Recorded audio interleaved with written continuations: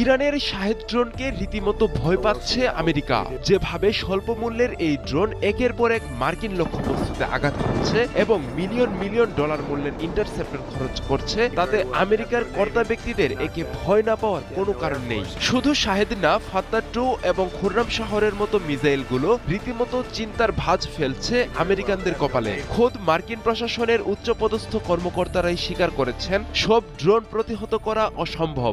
তাহলে কি সামরিক শক্তিতে শ্রেষ্ঠত্বের দাবি করা আমেরিকা বাস্তবতার মুখোমুখি? 72 ঘন্টা ময়েশ্চার লক সমৃদ্ধ লিলি বডি ওয়াশ, শিয়া বাটারের গুডনেস স্কিন রিপেয়ার করে রাখে সফট ও গ্লোয়িং। ক্যাপিটাল হিলে ছিল রুদ্ধদ্বার ব্রিফিং। ট্রাম্প প্রশাসনের শীর্ষ কর্মকর্তারা আইন প্রণেতাদের সামনে স্বীকার করেছেন ইরানের শাহেদ আক্রমণাত্মক ড্রোন এখন বড় চ্যালেঞ্জ।